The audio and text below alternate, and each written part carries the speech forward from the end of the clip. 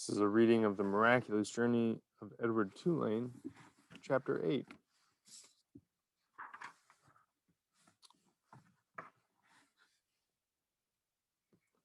On land, the old fisherman stopped to light a pipe, and then, with the pipe clenched between his teeth, he walked home carrying Edward atop his left shoulder as if he were a conquering hero. The fisherman balanced him there, placing a calloused hand at Edward's back. He talked to him in a soft, low voice as they walked. "You'll like Nellie, you will," said the old man. "She's had her sadness, but she's an all right girl." Edward looked at the small town, blanketed in dusk. A jumble of buildings huddled together, the ocean stretching out in front of it all, and he thought that he liked anything and anybody that was not at the bottom of the sea. "Hello, Lawrence," called a woman from the front of a shop. "What have you got?" "Fresh catch," said the fisherman. "Fresh rabbit from the sea." He lifted his cap to the lady and kept walking. "There you are now," said the fisherman. He took a pipe out of his mouth and pointed at the stem of it at a star in the purpling sky. "There's your North Star right there. Don't never have to be lost when you know where that fellow is." Edward, considering the brightness of the small star. "Do they all have names?" he wondered. "Listen at me," said the fisherman. "Talking to a toy."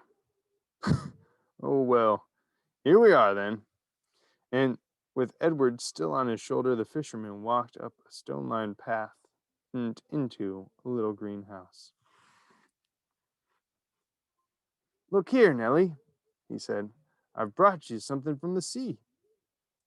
"I don't want nothing from the sea," came a voice.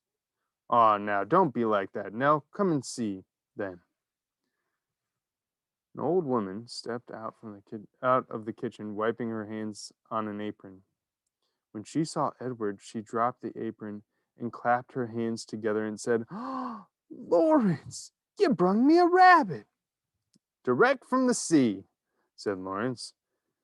He took Edward off his shoulder and stood him up on the floor and held on to his hands and made him take a deep bow in the direction of Nellie. "Oh," said Nellie, "here." She clapped her hands together, and Lawrence passed Edward to her. Nellie held the rabbit out in front of her and looked him over from tip to toe. She smiled. "Have you ever in your life seen anything so fine?" she said. Edward felt immediately that Nellie was a very discerning woman. "She's beautiful," breathed Nellie. For a moment, Edward was confused. Was there another object of beauty in the room? "What will I call her?" "Susanna?" said Lawrence. "Just right," said Nellie. "Susanna." She took a look deep into Edward's eyes. "First off, Susanna will need some clothes, won't she?"